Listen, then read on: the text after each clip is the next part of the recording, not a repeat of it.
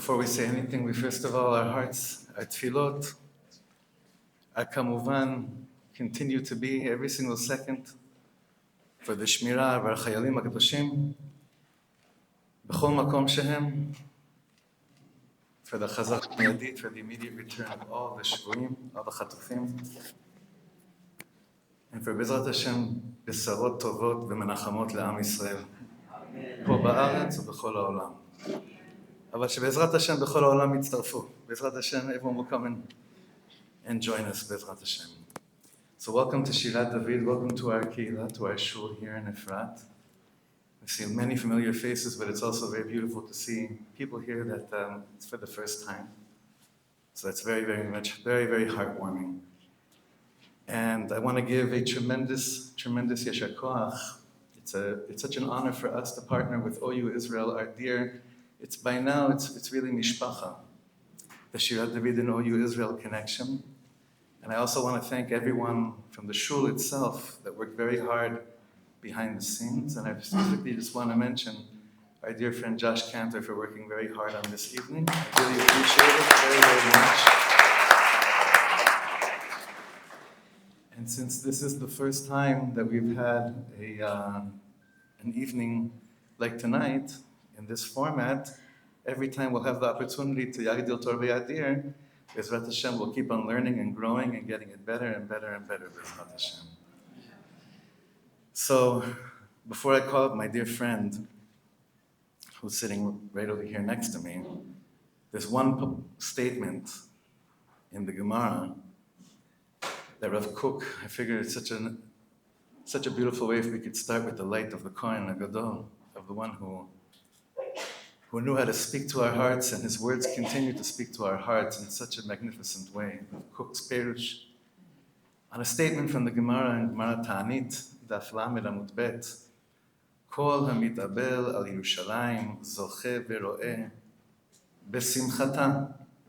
Whoever mourns over Yerushalayim, so he merits to see it in its happiness.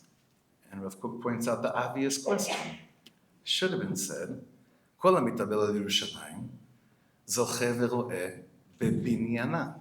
Whoever mourns over Yerushalayim should merit to see it rebuilt.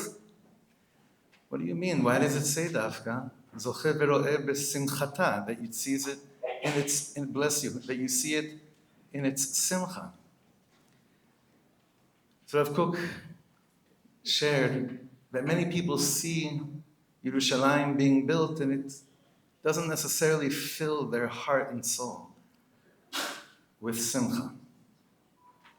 We see a lot of good things happening to us, even though this year was very, very difficult to see it, but even within that, boy, did we see Am Yisrael this year. Are we seeing Am Yisrael this year? But the only way to see big things happening and for it to fill you with simcha is if you were able to cry over the things before they were rebuilt and before they were fixed. Kol hamitabel al Yerushalayim. If you know how to cry, then when good things happen, you'll know what it means to be b'simcha. This evening, we're privileged to have here in this building a number of, besides just being very, very special people and tremendous educators in their fields, we have people that know how to cry over Yerushalayim. They know how to cry over brokenness. And there are also people who know how to be b'simcha when things get rebuilt. And that's such an amazing thing to go to tonight, or Lechet Av, to put our focus on learning how to cry in order to learn how to be b'simcha. We should all merit to have that part of our chelek b'ezrat Hashem. All of us should learn, if we still need to, for the moments that we're in right now, we should learn how to lead abel, k'mo shetzarich, because what's waiting for us, the simcha of binyan Yerushalayim, we're all waiting for it so desperately, like we wrote in the title, broken hearts waiting for the Geulah. It is such a dear zchut for me to introduce my friend of kimat 25 years who I have the privilege of working on so many different projects with, Rabbi Sam Shor is the program director of the OU Israel Center, and it's a schus to have you here in our home, and hopefully it's the first of many. So bechavod rav, Rabbi Sam Shor.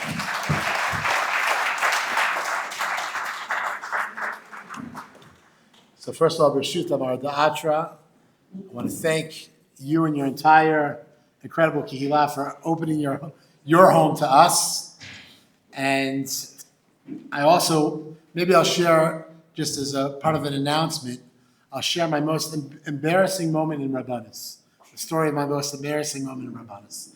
I was a 25-year-old young rabbinic intern, and the senior rabbi, the Mardas of the community, was on a 6-month sabbatical away from the community. And there was a very sweet old elderly gentleman who passed away, and I was called into action to officiate at his levaya. And I sat with the family the night before the funeral, and I prepared what I thought was a very heartsick, very warm, personal tribute to this fine gentleman. And in those days, the only people that had one of these were business executives and rabbis. Okay, rabbis had them in case there was, God forbid, an emergency, or if you were involved like us in many, many things in terms of communal infrastructure, if you had to check in a product for kashrus. So you had a cell phone, but very few people had cell phones. So I get up in front of this packed house to speak about one of these pillars of our community who had passed away. And all of a sudden, we hear a cell phone ringing. And I knew it was my cell phone, not only because in those days no one else had cell phones, but because I had a very distinct ringer on my phone. It was an Asian jingle. It's a gong was going off. And ever since that embarrassing moment, my most embarrassing moment in Rabbanis, to my wife's chagrin, my phone remains on silent and vibrate 28 years later. And so I encourage everyone to check their phones right now before we get started and make sure that our phones are indeed on silent and vibrate. As Shlomo mentioned, our theme for this evening is broken hearts ready for Geula. 3 times every day, when we stand and daven and say the Amidah, we daven that Yerushalayim should be rebuilt speedily, b'yameinu, in our days. Now, the Rebbe of Rupchitz, Natalisi of Rupchitz, he says that opening bracha, that bracha of Shemona Esrei, of Yerushalayim Ircha, those words, Uvnei ota b'karav b'yameinu binyan olam, the word b'yameinu can mean either speedily in our days or b'yameinu with our days, through our days. The way in which we spend our days, says the Rabbi of Rupchitz, can contribute to building the Beis HaMikdash or chas v'shalom, preventing the Beis HaMikdash from being built. One of the many interesting halachos associated with Tisha B'Av and challenging halachos associated with Tisha B'Av is the fact that Tisha B'Av, we don't say Tachanun on Tisha B'Av. The saddest day of the year, and we don't say Tachanun. And those of us that are familiar with this halacha know that the reason is that hopefully one day soon, Tisha B'Av will be transformed to be a moed. Tisha B'Av in its essence is a day of celebration, not a day of sadness. So Rav Moshe Wilson, Zecher Tzadik V'Kosh Livracha, he says something fascinating. He says, we can see this idea even extended to the fact in terms of the practice that we have not to put on tefillin on Tisha B'Av morning. How can it be that we wait all day, literally till the end of the day, to the end of the afternoon to put on tefillin? So says Rav Moshe Wilson, the most beautiful idea. He said, we wake up on Tisha B'Av morning and we're still hopeful. We're still hopeful that some point during the day, we're going to be blessed to greet Mashiach Tzidkenu, and this day will be transformed to a day of celebration, to the moed it's intended to be. It's only after we go through the whole day and we see that sadly, tragically, we're still waiting for Mashiach, that we finally realize we have to put on tefillin, that this day is not yet a moed. My bracha for every single one of us as we gather here tonight for this awesome evening of Achdut and inspiration and chizuk, is that as we prepare for Tisha B'Av, on one hand, yes, we're ready if Chas v'Shalom, Tisha B'Av remains a day of brokenness and sadness, but please God, we should be zocheh to sing together, to dance together on the moed of Tisha B'Av. It is my schus to introduce my dear colleague and friend, Rabbi Avi Berman, the heart and soul of OU Israel, OU Israel's executive director, to share a few words of chizuk.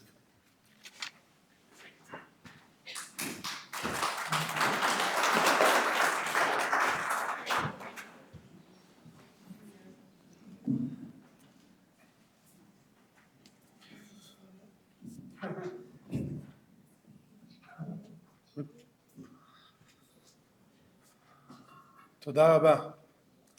Toda Rabba to all those that worked very hard to make sure that this evening is going to be an uplifting and inspiring evening for each and every one of us, because we are all in desperate need for this evening to be an uplifting and inspiring.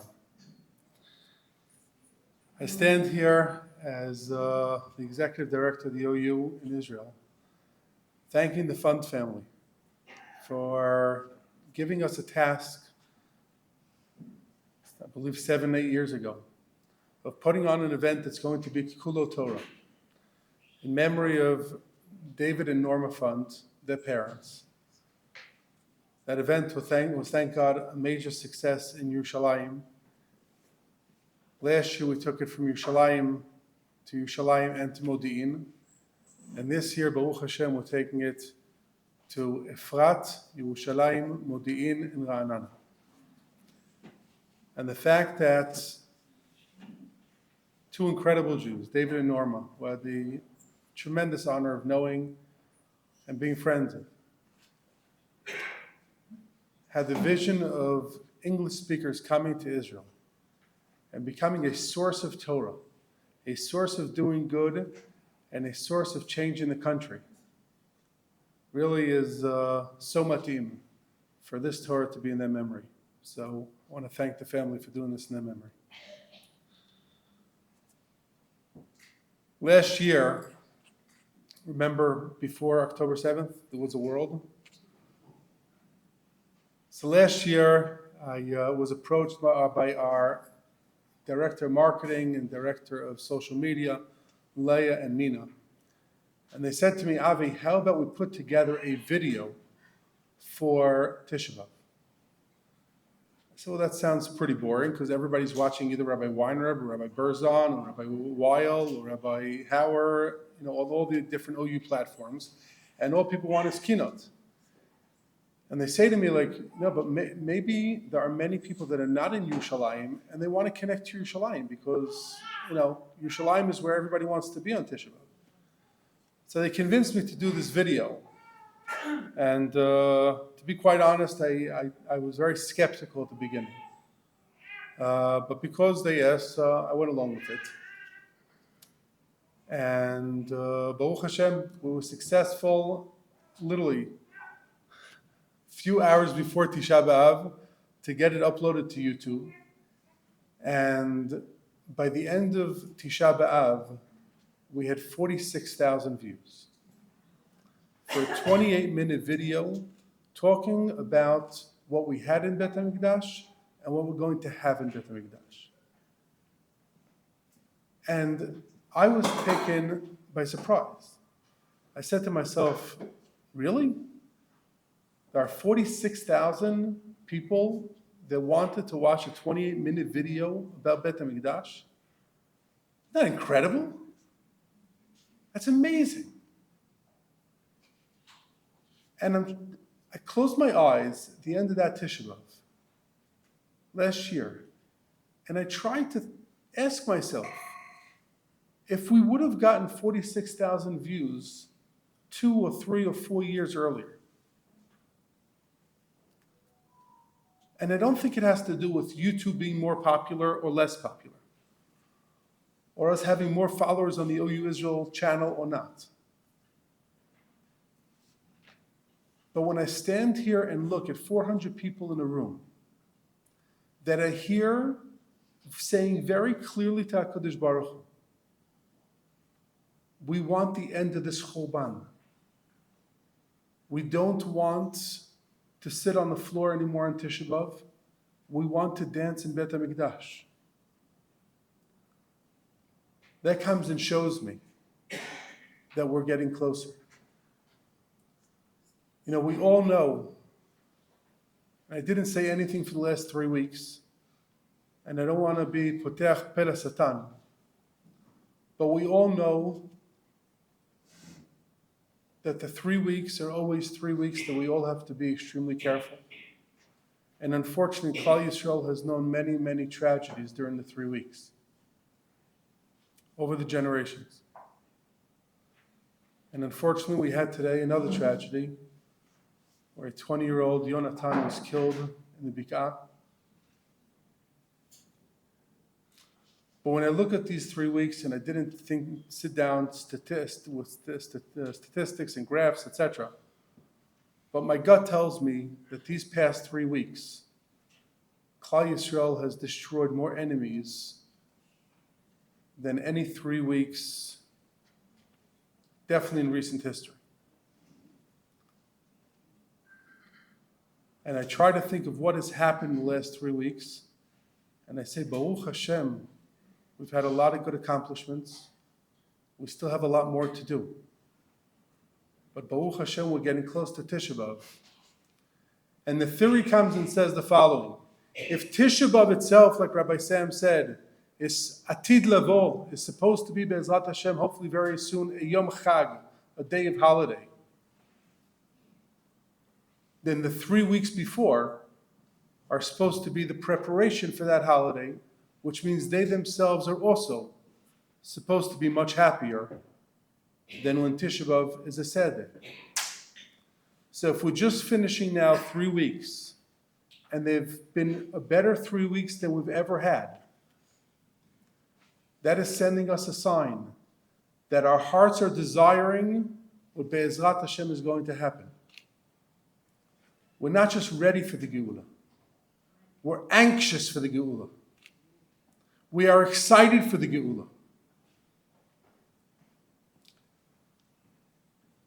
And us sitting here today, coming and listening for an entire evening full of Torah, talking about the Churban and talking about how ready we are for the Geula Shlema, shows that it's going to be hopefully very soon. Nina convinced me, thank you, Nina, convinced me to do another video for this year. I told her on condition that we have the chance of not putting it up because Tisha B'Av is going to be a Yom Chag. So hopefully you won't see it. And Nina worked with Zevi for nothing. But I want to thank you all for showing HaKadosh Baruch Hu how much our desire is, our passion is to see Beit HaMikdash hopefully very, very soon.